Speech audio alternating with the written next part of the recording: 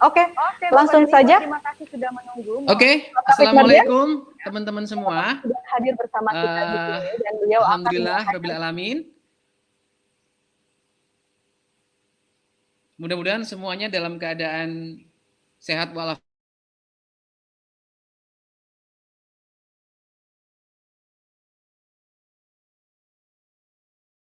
Kesalahan teknis begitu, karena memang ya ini sesuatu juga termasuk hal yang baru termasuk bagi kami dan kita semua. Mudah-mudahan tidak mengurangi manfaat yang bisa teman-teman dapatkan dari sharing session saya pagi ini. Oke, tanpa panjang lebar saya akan izin untuk share screen. Ini di sini saya melihat ada 62 hadirin di stage kita pagi ini mengenai Agile Innovation Project. Saya akan izin untuk mulai share screen dan sharing tentang apa itu sebenarnya Agile Innovation Project.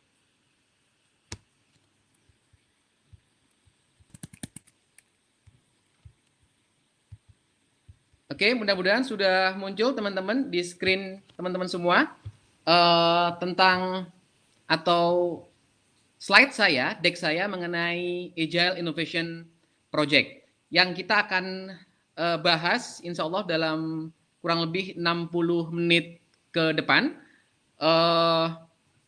Apa sih itu Agile Innovation Project? Kemudian kenapa kok itu perlu kita ketahui? Kenapa kok ini menjadi hal yang kita perlu pelajari dan bahkan bukan hanya pelajari tapi praktekkan gitu ya. Oke. Sebelum saya mulai sharing mengenai Agile Innovation Project, izinkan saya berkenalan dulu secara singkat supaya kita bisa nanti dalam interaksi baik di sesi ini ataupun di sesi-sesi selanjutnya atau di kesempatan selanjutnya kita bisa lebih baik begitu. Jadi kalau secara singkat kalau saya boleh sampaikan bahwa saya punya background akademis di bidang teknik khususnya di jurusan teknik mesin begitu ya, teknik mesin, metalurgi begitu, kemudian S2-nya di Magister Administrasi Bisnis. Pengalaman profesional mulai bekerja di perusahaan manufacturing, kemudian pindah ke perusahaan distributor alat berat, kemudian mencoba membangun sendiri usaha di bidang jasa pertambangan, sempat punya konsesi juga kecil-kecilan begitu, sebelum akhirnya di 2015-2016 saya fokus di CIAS, jadi consulting firm di bidang corporate innovation. Itulah yang membawa saya bisa hadir di hadapan kakak-kakak atau teman-teman semua begitu. Nah, mudah-mudahan ke depan kita bisa berinteraksi lebih jauh begitu, bisa saling mengenal lebih dekat dan bisa saling sharing tentang entah itu khususnya kalau dengan saya terkait dengan agile begitu ataupun segala hal yang ada hubungannya dengan corporate innovation. Saya sebenarnya ingin mengenal juga atau secara singkat mengetahui gitu ya seperti apa profil teman-teman yang sudah bergabung di stage ini begitu. Namun kayaknya kalau saya harus tanya jawab akan ada delay begitu. Jadi mungkin tolong boleh disampaikan di chat bagi teman-teman. Ada 2 pertanyaan yang saya ingin teman-teman bantu saya untuk dapatkan informasi dari teman-teman semua. Pertama, tolong sampaikan apakah masing-masing teman-teman itu berasal dari korporasi, perusahaan begitu, atau individu non perusahaan begitu. Itu yang pertama. Yang kedua, apakah tinggal jawab. Jadi yang di chat di teks itu hanya perusahaan atau individu gitu, atau mungkin kalau bukan perusahaan, bukan individu, LSM mungkin begitu. Koma, kemudian pertanyaan kedua, apakah memang teman-teman sudah terbiasa terlibat dalam sebuah project? Dua pertanyaan sederhana yang tolong sambil saya nanti menyampaikan sharing tentang materi Agile Innovation Project, minta tolong teman-teman menginformasinya di kolom chat begitu. Mudah-mudahan bisa informasinya bisa cepat nyampe ke saya. Karena sekali lagi saya perlu, karena ini event kita ini untuk publik begitu, jadi siapapun bisa bergabung, sehingga saya perlu mengetahui background dari hadirin di sesi kita ini untuk membuat apa yang saya sampaikan itu lebih relevan, lebih konteks dengan apa yang menjadi kebutuhan teman-teman semua. Oke, thank you Mas Sugeng sudah menjawab, Mas Mursyid menjawab, perusahaan, individu, perusahaan sering. Thank you Mas Sugeng. Jadi ini sudah nggak asing lagi dengan proyek. Mbak Meta dari perguruan tinggi, dari kampus. Tinggal yang keduanya Mbak Meta, apakah sudah terbiasa dengan proyek?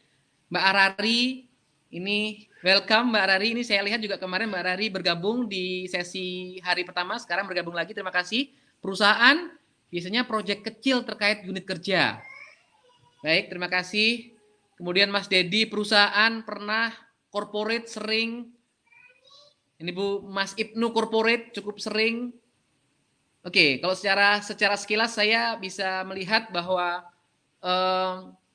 banyak dari perusahaan yang bergabung di sesi ini dan involvement dengan proyek relatif sering atau pernah gitu ya. Welcome juga Mas Detri. Nah, ini Mas Detri ini guru saya dulu ini. Waktu masih sama-sama di perusahaan sebelumnya. Sekarang beliau Managing Director GE Transport kalau nggak salah ya Mas Detri. Welcome. Corporate tentu saja. Pernah. Baik. Oke. Sambil terus nggak apa-apa teman-teman sampaikan informasi itu. Saya akan terus memantau di kolom chat. Saya akan mulai sharing mengenai Agile Innovation Project itu sendiri. Oke. Saya mencoba menyederhanakan definisi Agile Innovation Project. Gitu ya, melihat dari teman-teman banyak yang sudah terlibat di project, maka definisi ini mudah-mudahan cukup untuk memberikan kita pemahaman sebenarnya apa itu Agile Innovation Project. Jadi kata project sendiri tidak saya uraikan begitu, maka di sini saya tuliskan Agile Innovation Project adalah project untuk menghasilkan inovasi in agile way. Gitu ya, jadi project untuk menghasilkan inovasi in agile way. So ada 3 kata di dalam frase Agile Innovation Project ini. Agile itu sendiri, kemudian innovation dan project gitu ya. Ini kita perlu samakan supaya saat kita nanti diskusi itu membuat atau kita jadi lebih nyambung dan dapat langsung direfleksikan kepada konteks masing-masing teman-teman semua. Ini definisi singkat yang coba saya rangkum begitu ya. Kemudian dari 3 frase itu, saya mencoba juga untuk menjelaskan dengan singkat pula. Sebelum kita rangkai. Kalau project saya pernah. Agile dengar-dengar pernah. Kemudian innovation juga sering dengar. Nah, kita perlu menyamakan dulu pemahaman kita untuk kemudian supaya kita punya satu frame yang sama. Bahasan kita ini kemana arahnya gitu ya. Saya pilih kata frase innovation dulu sebagai bagian dari frase Agile Innovation Project. Inovasi itu kalau bertebaran pengertian mengenai inovasi, di CIAS kami meyakini ada 3 ciri inovasi, yang mana kalau salah satu saja dari ketiga ciri itu nggak terpenuhi, itu belum inovasi, gitu ya, atau tidak cukup inovatif, gitu ya. 3 ciri itu mengandung unsur kebaruan atau berbeda, kemudian memberikan value atau manfaat yang konkret, yang tinggi, dan diadopsi, dipakai. So, sekali lagi, kalau salah satu saja dari ketiga ciri itu nggak ada, itu tidak inovasi. Ini mengenai inovasi ya, jadi supaya kita sama pemahaman mengenai inovasi itu sendiri. Yang berikutnya adalah project. Jadi, saya ngambil definisi dari Oxford yang bilang bahwa project itu usaha individu ataupun usaha kolaboratif yang direncanakan dengan seksama dan ditujukan untuk mencapai goal spesifik. Gitu kira-kira gitu ya. Jadi bisa individu, bisa kolaboratif. Artinya bersama-sama begitu ya, bisa 2-3 orang tergantung konteksnya begitu ya. Yang memang itu direncanakan dengan seksama untuk mencapai tujuan spesifik tertentu. Ini project. Nah, karena tadi saya melihat beberapa teman-teman juga sering terlibat di dalam proyek, kita juga perlu menyamakan. Saya yakin teman-teman familiar dengan istilah project triangle, gitu ya. Project triangle ini 3 variabel. Ketika kita menjalankan project, ada 3 variabel yang perlu kita jaga dalam rangka supaya kualitas project kita tetap baik sesuai yang kita harapkan. 3 variabel itu adalah cost, kemudian time, kemudian scope. Nah ini saya yakin teman-teman yang sudah terbiasa terlibat project sudah familiar ya dengan project triangle ini. Jadi cost, time, dan scope. Yang mana kalau kita menemui kendala saat project kita sudah berjalan, maka ketiga variabel ini yang kemudian kita utak-utik. Ya, utak-utik itu artinya kita coba susun ulang, kemudian kita sesuaikan supaya tetap kualitasnya itu memenuhi yang diharapkan. Kalau ternyata project menemui kendala yang mengharuskan atau membuat akhirnya pimpinan project harus mengelola 3 variabel ini, mana yang variabel yang tidak boleh diubah misalkan atau tidak bisa berubah. Misalkan cost dari pimpinan perusahaan atau dari manajemen, ketika kita sudah update ada kendala di project, beliau bilang pokoknya cost-nya nggak boleh nambah, gitu ya. Contoh ya, kalau ketika cost nggak boleh nambah, maka kita akan melihat 2 variabel yang scope atau time. Jadi entah kemudian setelah kita berhitung, time-nya akhirnya agak lebih molor, begitu. Atau kalau time-nya nggak bisa molor, cost-nya nggak boleh nambah, maka scope atau ya lingkup dari output deliverables-nya yang kita kemudian kompromikan. Yang tadinya berencana untuk membangun 10 rumah, misalkan ini proyek pembangunan rumah, ini jadinya cuma 8 atau 9, misalkan begitu. Begitu juga dengan kalau case-nya variabel lain yang tidak boleh dikompromikan. Misalkan scope tetap harus 10 rumah. Gimana caranya? Padahal ketemu kendala proyeknya. Maka yang coba untuk dilihat atau disesuaikan cost ataupun time. Bisa 10 rumah Pak, tetap tapi time-nya molor. Atau kemudian bisa 10 rumah, time nggak molor tapi cost-nya jadi nambah. Karena kita nambah orang atau nambah alat dan sebagainya. Nah saya kira ini sudah cukup familiar dengan ketiga project triangle ini. Gitu ya. Nah, inovasi sudah kita bahas, project sudah kita bahas. Ada kata agile di dalam frase agile innovation project. Lalu apa itu agile? Kalau teman-teman mencoba untuk searching belajar mengenai agile itu ya secara mandiri gitu ya, otodidak mencari referensi di internet, di YouTube dan sebagainya. Definisi agile itu sangat macam-macam begitu. Jadi tergantung siapa yang itu menyampaikan gitu ya, dan kalau kita kemudian mencoba untuk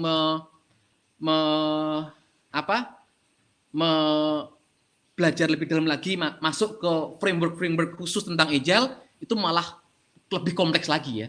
Ada beberapa framework agile yang sekarang sering dipakai, bisa Scrum, bisa XP programming, bisa macam-macam gitu ya. Itu malah lebih rigid lagi. Nah, kami di CIAS itu mencoba mendefinisikan agile seperti yang ada di screen.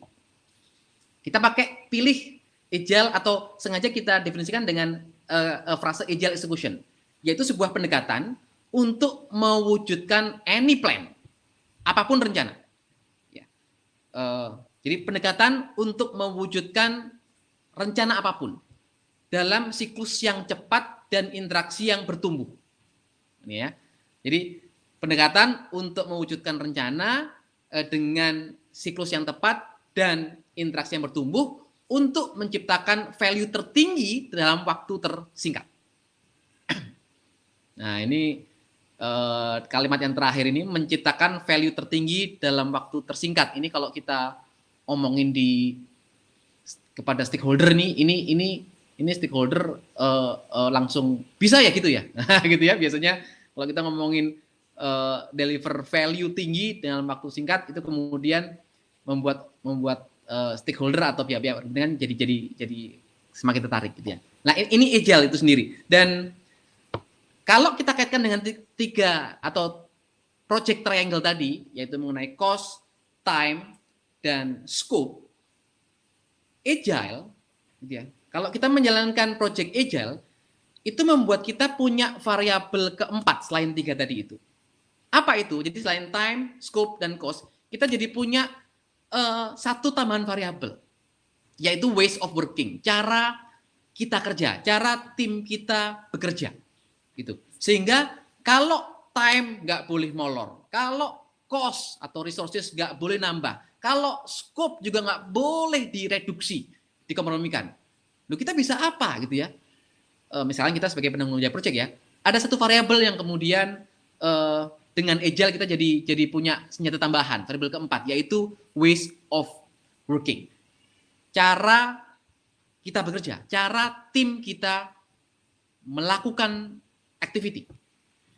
Jadi kalau misalkan selama ini cara kita dealing dengan supplier itu sudah dengan proses yang baku, bahkan mungkin sudah ada SOP-nya begitu. Nah, dengan agile, karena memang kita di lapangan ketemu kendala dan tiga variabel yang lain tadi, time, cost, scope, tidak boleh berubah, maka kita harus putar otak, mencari cara yang berbeda, mencari cara baru, supaya deliverable atau output atau outcome dari project tetap harus bisa tercapai, walaupun tanpa merubah atau menyesuaikan tiga variabel project triangle tadi. Gitu ya. Nah, kok bisa agile seperti itu? Ya, kok bisa agile seperti itu? Saya akan coba jelaskan sesingkat mungkin ya, supaya nggak terlalu banyak teori. Nah, intinya begini. Pendekatan agile itu mengajak kita selalu mendeliver outcomes. Tadi ada kata-kata in rapid cycle. Kalau teman-teman lihat di slide ini, gambar bagian atas, gitu ya. Ini mudah-mudahan kursor saya bisa dilihat.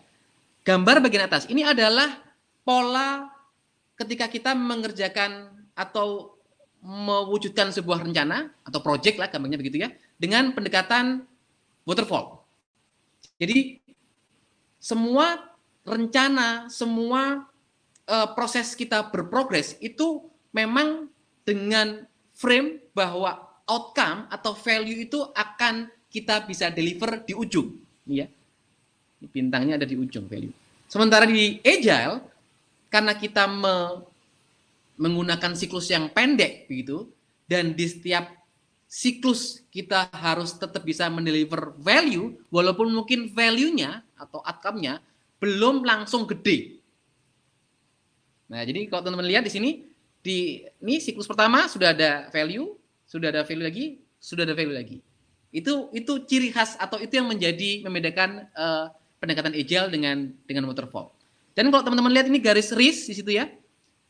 Kalau kita melakukan project dengan pendekatan yang waterfall, itu RIS-nya itu berpeluang baru akan kita ketahui, kita sadari, dan kemudian berimpact pada kita ataupun stakeholder itu di ujung.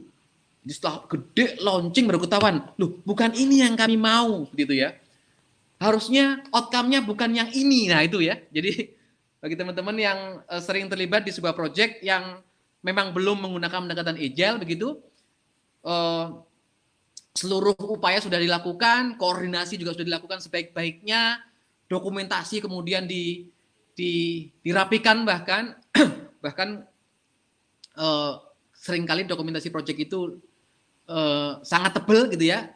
Sementara ketika di launching, si penerima value dari project itu bilang, kok gini? Nah, kok gini? Harusnya nggak seperti ini. Nah, itu ya.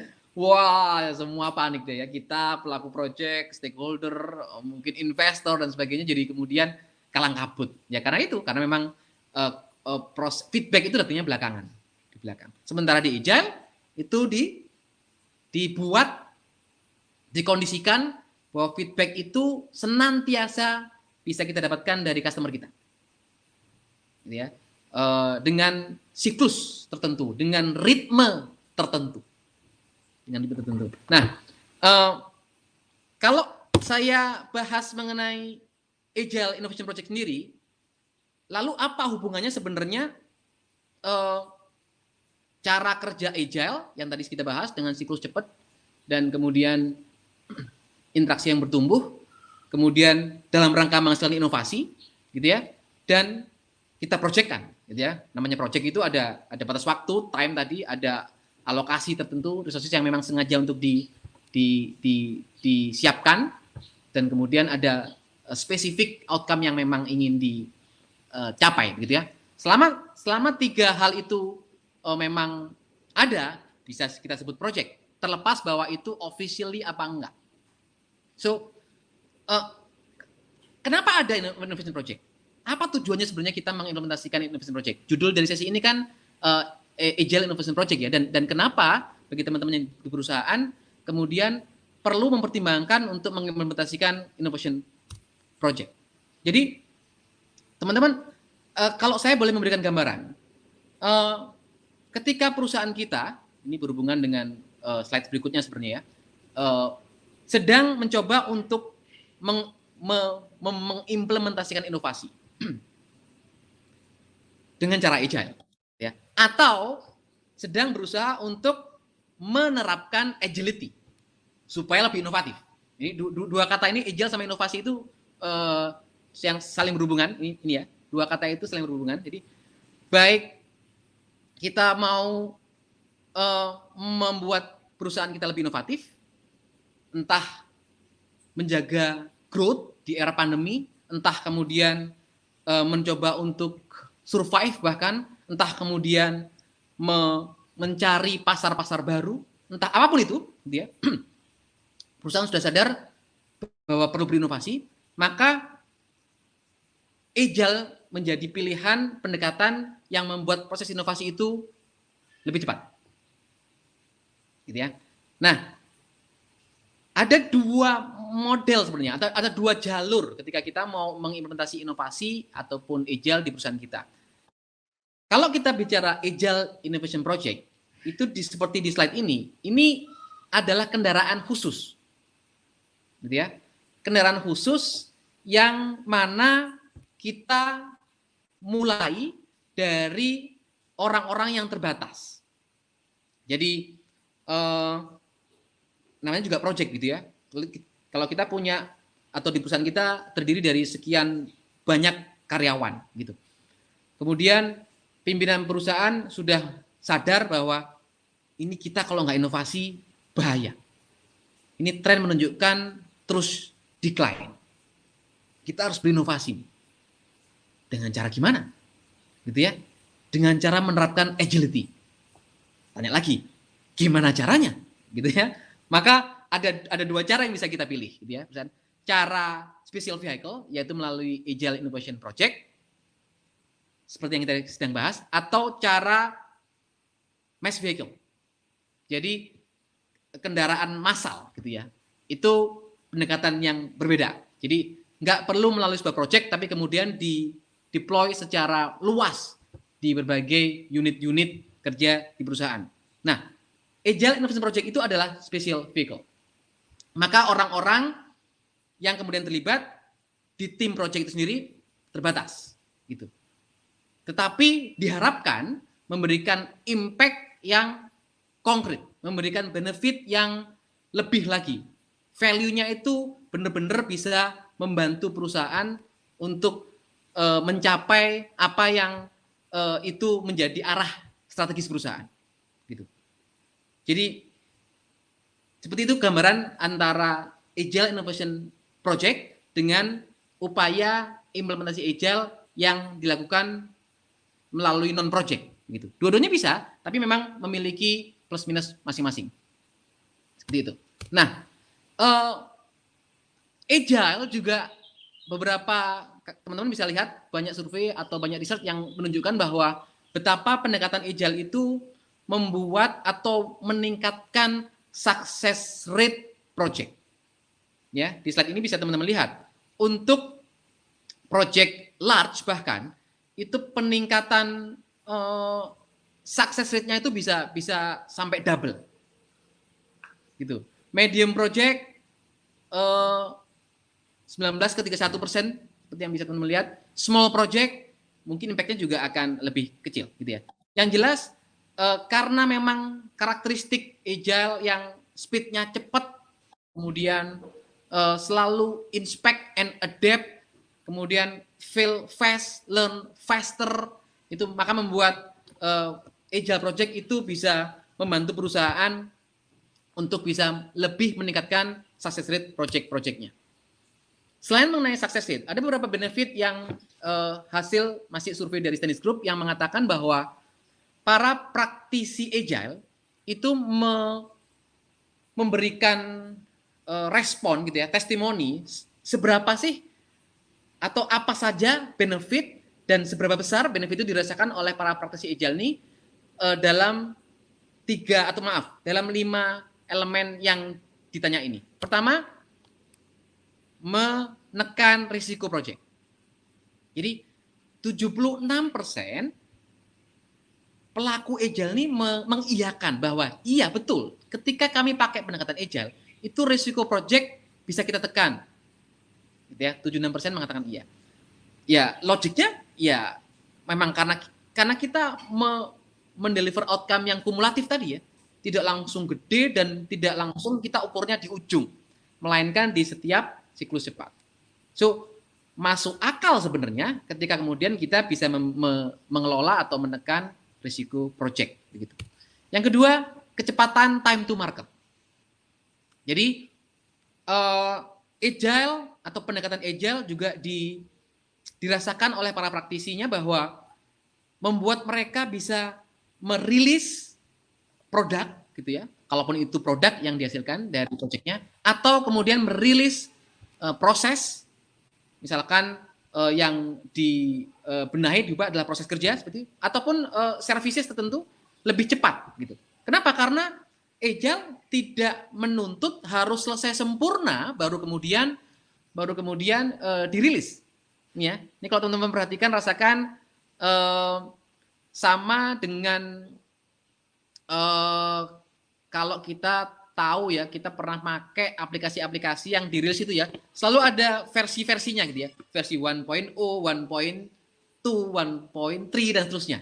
Karena mereka nggak nunggu sempurna untuk mendirilis, yang penting benar-benar ada value ya bagi customer, mereka rilis. Dan ketika sudah dirilis terbukti dapat traction, sambil mereka kemudian berbagi untuk kemudian disempurnakan. Seperti itu. Kemudian improve tim moral dan motivation. Nah, ini menarik nih. Beberapa Cias ya, kami mendampingi beberapa klien kami yang juga menjalankan inisiatif Agile Innovation Project begitu. Nah, kolaborasi yang terjadi di dalam Agile Squad itu benar-benar lintas fungsi dan benar-benar mengedepankan nilai-nilai agile gitu ya, antara lain keterbukaan, semuanya bisa semua orang tahu progres semuanya, gitu ya, dan tidak perlu ada yang merasa bersalah atau kemudian merasa menyembunyikan gitu ya, ketika ada bagian atau tugas-tugas yang memang tidak bisa terselesaikan oleh seorang anggota tim, itu secara terbuka disampaikan kepada tim yang lainnya. Dan karena spirit kolaborasi ini terus didengung-dengungkan di dalam tim itu, akhirnya task yang tidak terselesaikan itu pun bisa terselesaikan hasil keterbukaan dan hasil juga dari dorongan orang lain yang berusaha untuk membantu. Maka tidak heran sebuah tim yang menjalankan pendekatan agile itu knowledge, kemudian ownership, kemudian experience anggota di dalam squad itu kalau dibandingkan before dan after mereka terlibat di project itu meningkat sangat signifikan. Kenapa? Karena proses pembelajarannya itu lintas fungsi, lintas literatur. Mereka belajar, saya misalkan member dari bagian teknis, kemudian ada teman saya squad member, dia bagian administrasi begitu, atau ya ada task dia yang nggak bisa dilakukan, kemudian dia terbuka minta support, dan setelah ditakar kayaknya ini nggak butuh kompetensi spesifik khusus gitu ya, sehingga setiap orang sebenarnya bisa melakukannya, maka saya misalkan rela membantu gitu, maka saya jadi belajar gitu ya. Oh begini toh cara teman-teman di bagian tertentu itu menjalankan pekerjaannya. Oh ini toh hal-hal yang kemudian harus diperhatikan. Oh ini toh begitu banyak yang kemudian hal yang kemudian diketahui oleh member ketika kemudian terlibat di dalam sebuah agile squad. Itulah yang membuat moral dan motivasi tim itu meningkat. Dan task ada nanti, kalau teman-teman nanti belajar di Agile Execution Express gitu ya, 2 minggu ke depan nanti ada workshop yang khusus membahas tentang itu. Backlog atau agenda kerja yang dibuat di tim Agile atau squad Agile itu sengaja dalam ukuran yang memang ketakar bisa dilaksanakan.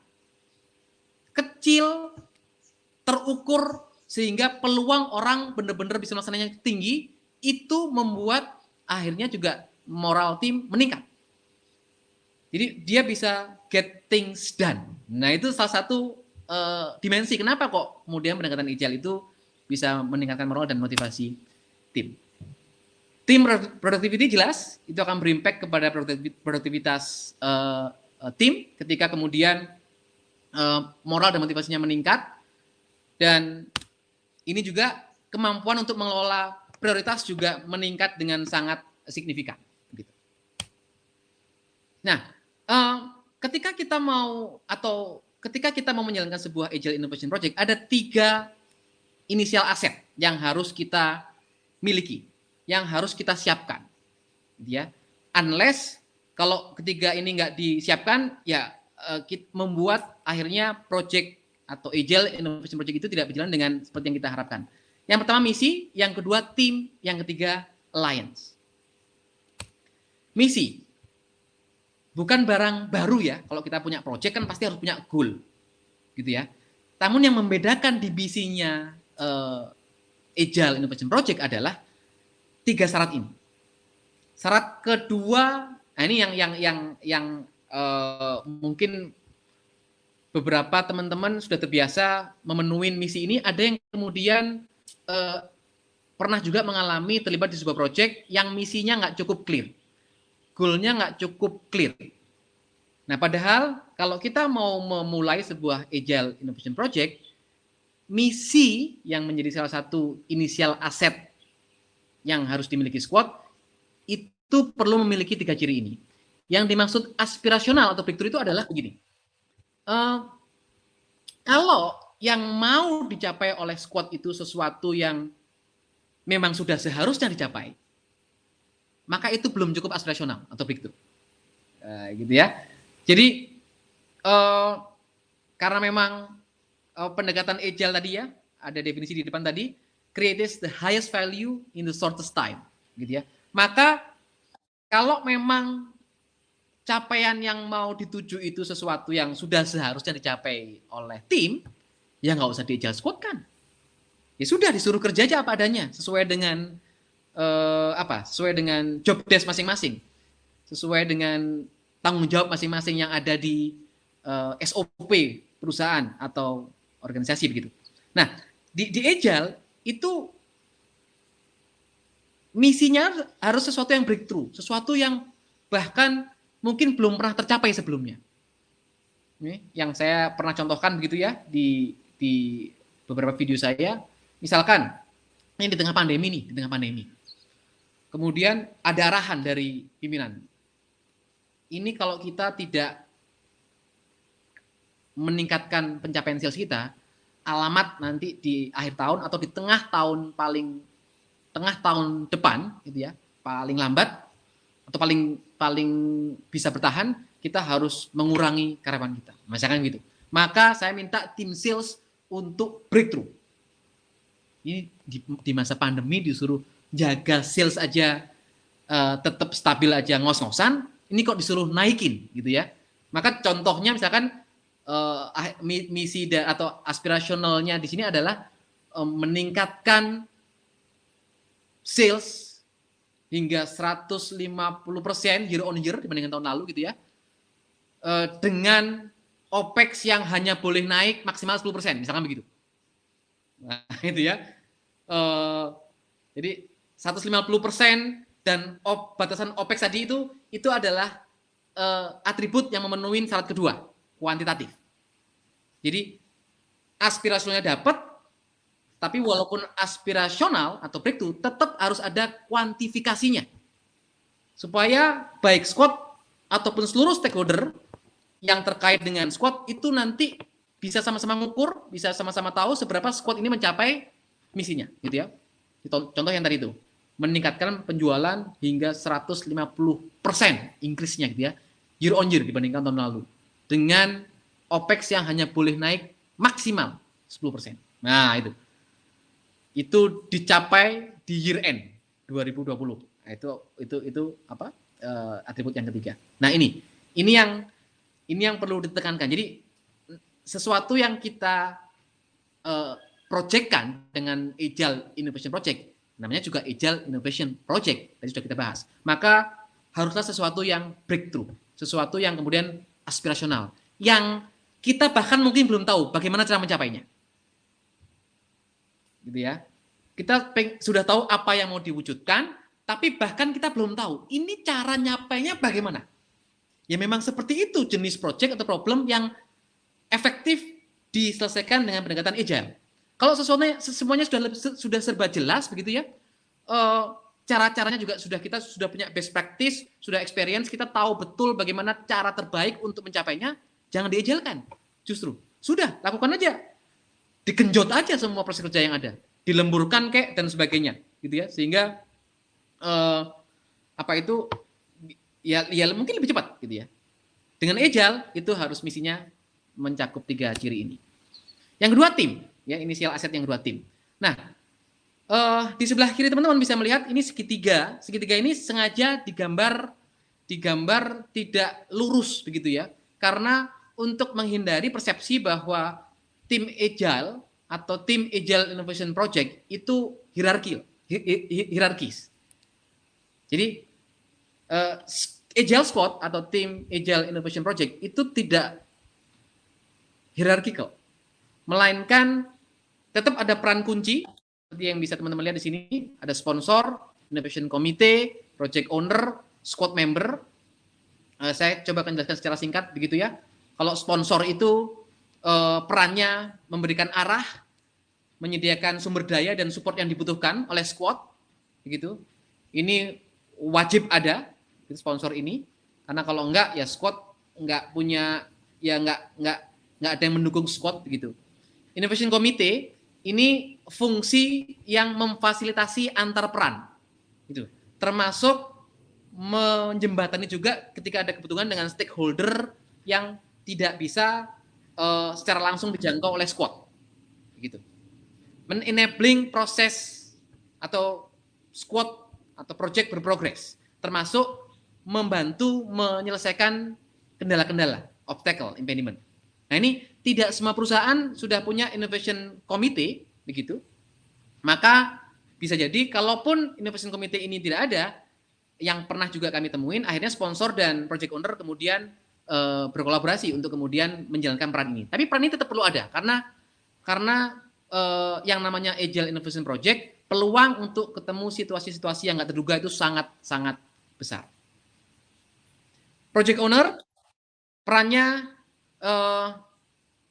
membuat dan mengarahkan visi dari project, apa yang dihasilkan project ini di dalam authority PO atau project owner, kemudian dan dalam istilah produk begitu ya, otoritas what inilah yang ada di PO. What itu maksudnya begini, kalau dianalogikan produk, ketika sebuah produk itu punya beberapa fitur dan akhirnya ketika proyek berjalan fitur itu harus dipilih, diprioritize, maka yang punya kewenangan menentukan mana akhirnya fitur yang harus diwujudkan, mana yang harus ditunda, mana yang harus digabung, mana yang harus kemudian dibuat terpisah, itu ada di project owner. Itu dimaksud dengan responsible on what. Sedangkan squad member itu responsible on how. Ini tim eksekutor. Jadi PO punya visi, kemudian timnya yang kemudian bergerak seperti itu.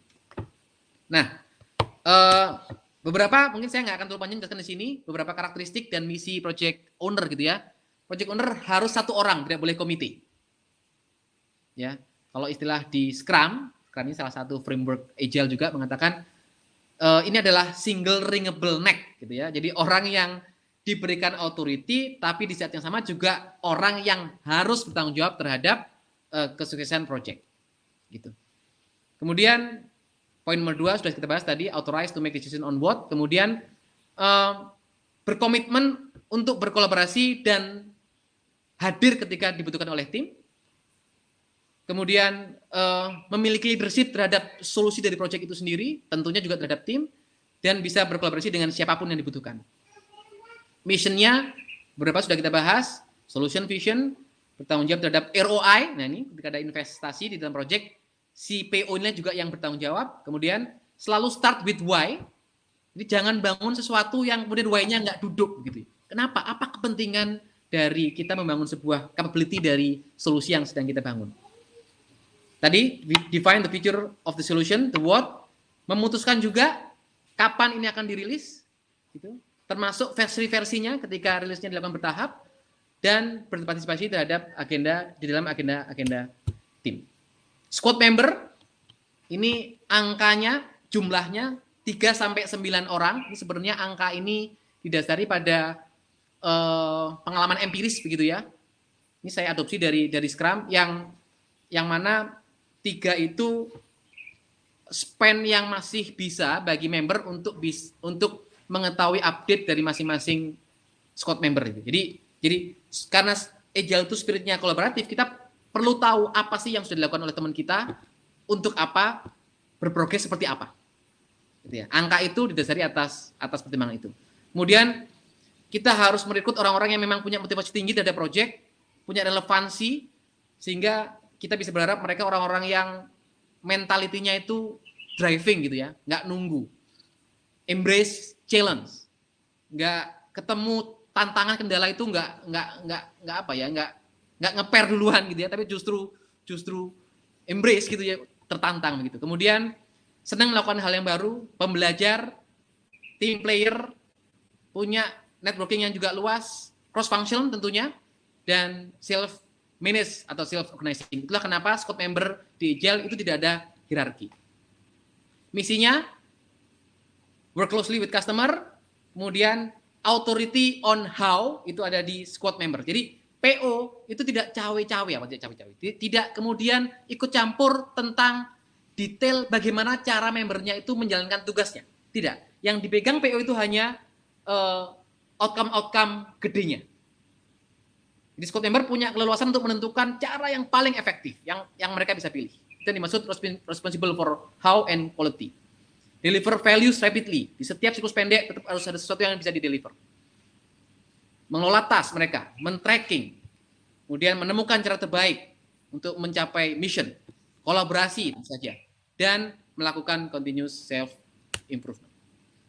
Ini aset ketiga terakhir, dan menjadi slide terakhir saya di sharing session saya pagi ini, building alliance. Masih ingat ya, tadi ada 3 inisial aset yang harus dimiliki, yang harus kita miliki sebelum kita memulai sebuah Agile Innovation Project. Yang pertama, mission. Yang kedua, team. Yang ketiga, alliance. Alliance itu maksudnya apa? Begini teman-teman, Agile Innovation Project ini karena misinya breakthrough, begitu ya, nggak biasa, bahkan belum pernah dicapai mungkin sebelumnya. Kemudian membernya juga cross function, dan ada spesifik harapan yang dampak yang ingin diraih, maka Agile Innovation Project ini sudah barang tentu akan membuat organisasi di mana tempat si tim ini berada itu bertransformasi. Jadi ngagetin pasti gitu ya. Ini kok tiba-tiba ada tim yang melakukan ini itu. Ini kok tiba-tiba ada tim yang kemudian nubruk sana sini. Kok kemudian menyeberangi berbagai batas. Kemudian, nah itu akan seperti gitu. respon ini. Kok nggak biasa, gitu ya? Kok nggak sesuai dengan yang sudah diatur, gitu ya? Ya memang seperti itu agile dan memang seperti itu sebuah inovasi, gitu ya. Maka agile innovation project sudah barang tentu pasti akan membutuhkan support dari related stakeholders, gitu ya. Sudah pasti. Maka aliansi itu harus dibangun semenjak awal, bahkan sebelum squad itu kick off. Contoh di sini, kalau kita terkait anggaran, gitu ya, nggak ada anggaran, tiba-tiba ada squad, gitu ya, atau tim, ya pasti kita harus ngobrol dengan teman-teman finance, gitu. Mau disiapkan berapa anggarannya, begitu. Kemudian terkait dengan tim yang akan kita rekrut, yang sangat mungkin dan memang itu dipersyaratkan di agile, itu kita ambil dari berbagai macam fungsi yang memang cross, begitu. Tentu bagi teman-teman HC yang ngatur orang bikin bingung, ini orang-orangnya kok terlibat di squad, gimana ngaturnya, gitu ya. Nah itu akan ketemu, gitu ya. Kemudian IT di era digital ini rasanya tidak ada solusi yang tidak bisa di leverage dengan IT, ya, teknologi IT yang saat ini sudah berkembang sangat cepat, gitu ya. Kalaupun memang ide asalnya solusinya tidak selalu sebuah produk IT, gitu ya, tetapi dengan teknologi IT itu effectiveness solusi itu akan bisa lebih besar, lebih masif. Maka segala hal yang terkait dengan kebutuhan IT itu juga sudah harus mulai dikomunikasikan mengenai ini nanti gimana ya keselarasan dengan desain IT arsitektur sebuah perusahaan. Ini nanti kalau kita butuh tim untuk kemudian mendevelop sebuah software ataupun aplikasi misalnya begitu, ini gimana ya dari tim IT yang ada existing, atau kemudian dibolehkan ya kemudian kita merekrut dari eksternal. Gimana ya terkait dengan compliance beberapa rules IT-nya dengan segala macam aturan-aturan testingnya mungkin, gitu ya. Nah ini yang memang harus kita bangun alliance. Dan external parties, gitu ya, pihak-pihak luar yang memang ditaker akan bersinggungan, akan dibutuhkan supportnya, sehingga project atau agile innovation project ini benar-benar bisa mencapai misi yang ditetapkan di depan. Jadi sekali lagi, 3 inisial aset yang harus kita miliki sebelum kita memulai sebuah agile innovation project, yaitu mission, team, dan alliance. Oke, mungkin itu sharing session saya. Saya nggak tahu waktunya masih berapa menit, Mbak Tiwi. Cukupkah kita kemudian kita ada sedikit tanya jawab sebelum ke mentoring session? Mungkin ada 2 pertanyaan yang akan saya tanyakan, Mas. Tapi mungkin ini ya, singkat aja jawabnya.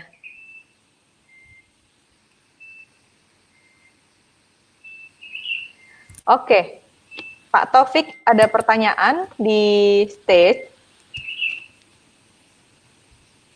Karena waktunya sudah habis sebenarnya Bapak dan Ibu, jadi hanya beberapa ya saya tanyakan. 1, banyak spot improvement yang bergerak cepat tanpa adanya sebuah proyek besar yang ditetapkan di awal. Apakah ini bisa disebut sebagai sebuah agile project? Untuk pertanyaannya bisa dilihat di chat box ya Pak. Oke, Pak Taufik ada pertanyaan dari Pak Zuki Yakob. Karena waktunya sudah habis, sebenarnya Bapak dan Ibu jadi hanya beberapa ya saya tanyakan. 1, banyak spot improvement yang bergerak tanpa adanya sebuah proyek besar yang ditetapkan di awal. Apakah ini bisa disebut sebagai sebuah agile project?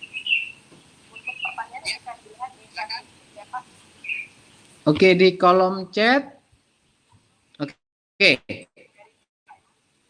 Baik, banyak spot improvement yang bergerak cepat tanpa adanya sebuah proyek besar yang ditetapkan di awal. Apakah ini bisa disebut sebuah agile project? Baik, terima kasih. Saya nggak dapat informasi siapa yang bertanya, begitu ya. Jadi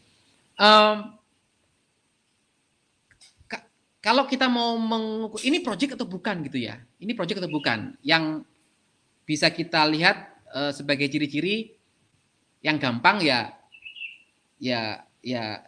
ya bagaimana komunikasi ofisialnya. Ya, ketika di perusahaan kita ada sebuah artefak-artefak yang mengkomunikasikan bahwa sedang ada project, ya kita bisa pahami itu sebuah project. Tapi intinya kembali ke triangle project tadi, bahwa selama kita memang ada tujuan yang spesifik mau kita capai, begitu, kemudian dan ada alokasi sumber daya yang secara khusus akan kita berikan, dan ada batasan waktu yang memang harus kita penuhin, itu bisa kita anggap project sebenarnya, gitu ya. Nyambung ke pertanyaannya bahwa ada banyak spot improvement, apakah itu bisa dibilang agile? Nah, kalau ciri-ciri tadi yang kita bahas mengenai agile itu terjadi, ya kita bisa bilang itu sebuah agile project, gitu ya. Apa itu ciri-cirinya? Yang pertama, value yang dihasilkan oleh project itu tidak selalu nunggu di ujung project. Jadi selama di setiap siklus pendek itu, project itu melahirkan sesuatu yang memberikan value, dan itu secara konsisten terjadi, begitu ya, kumulatif value itu terjadi, maka itu salah satu ciri project. Jadi bukan hanya mengenai improvement dari ways of working-nya, yes, itu salah satu dari ciri agile, tapi yang juga menjadi ciri yang lain adalah tercreate-nya value di masing-masing rapid cycle. Jadi sekali lagi, manfaat dari project itu bisa terus dirasakan oleh penerima value, customer dari project, tidak harus nunggu di ujung. Feedback pun juga otomatis akan bisa masuk dari customer itu secara rapid. Pertanyaan berikutnya ini. Yang kedua, Bu Wenika. Dari Mbak Weni ya, Mbak Weni. Di Agile Project pendekatan PDCA masih bisa digunakan juga kah? Sangat bisa. Jadi ini mindset sebenarnya teman-teman. Jadi PDCA itu kan plan, do, check, action gitu ya. Itu sebuah spirit untuk continuous improvement gitu kan. Dan kalau tadi selama yang kita bahas mengenai Agile, continuous improvement itu selalu lekat dengan Agile gitu. Makanya bagi teman-teman yang mungkin punya background praktisi PDCA, Kaizen, Six Sigma, saya dulu juga praktisi Six Sigma ya, seperti Pak Detri yang hadir di sini tadi, Black Belt Six Sigma begitu ya. Itu segala experience kita itu akan kepake gitu ya. Yang membedakan adalah karena ada kata innovation-nya begitu. Agile Innovation Project itu matrix dari value-nya sangat berpeluang itu matriks yang belum pernah ada. Gitu ya. Maksudnya kalau kita menggunakan Kaizen, PDCA, Six Sigma gitu ya. Mostly kalau kita mau improve something, itu matriks yang diimprove itu adalah merujuk kepada matriks yang sudah ada. Kalau di pabrik misalkan lead time, number of defect gitu ya. Dan sebagainya. Tapi di Agile karena memang ini sebuah proyek inovatif yang mana kita itu akan sangat dekat berkolaborasi dengan customer, maka sangat memungkinkan metrik-metrik yang akhirnya disepakati menjadi ukuran keberhasilan proyek itu matriks yang baru, ukuran-ukuran yang belum pernah ada sebelumnya. Mungkin itu, Mbak Tiwi, semoga menjawab.